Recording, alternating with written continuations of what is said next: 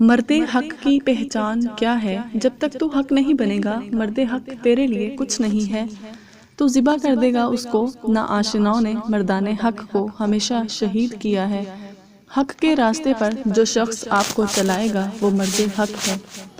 تبلیغ دوسروں کو اپنی طرف مائل کرنے کی بات نہیں ہے، بلکہ تبلیغ کے ذریعے خدا کو راضی کرو۔ ہر بچہ جو چاہے نالائق ہو، بے وقوف ہو، پاگل ہو، وہ اپنی ماں کی نگاہ میں کیا ہے؟ چاند اور ستارہ۔ ماں جو ہے وہ اپنے بچے کو صفات کے مطابق نہیں دیکھتی بلکہ تعلق کے مطابق دیکھتی ہے، تو برداشت کی باتیں دراصل ٹوٹے ہوئے تعلق کی کہانیاں ہیں۔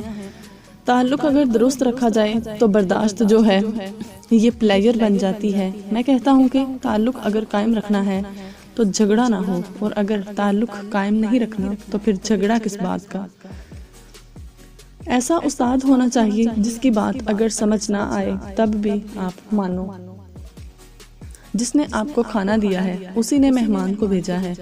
وہ کھانا پہلے دے چکا ہے اور مہمان بعد میں بھیجا ہے۔ اس کا رزق لکھا ہوا ہے۔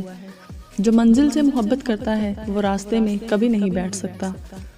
شادی کو آپ غلطی نہ کہیں بلکہ یہ تو مقدر تھا اور ٹھیک تھا۔ محبت دینے والی چیز ہے اور مانگنے والی شے نہیں ہے۔ جو شخص مشکل وقت کے لیے جمع کرتا ہے اس پر مشکل وقت آتا ہے۔ شیطان کون ہوا؟ جو توحید کو مانتا ہے لیکن رسالت کو نہیں۔ جس کے گھر میں دسترخوان کھل گیا اس کا رزق کھل گیا۔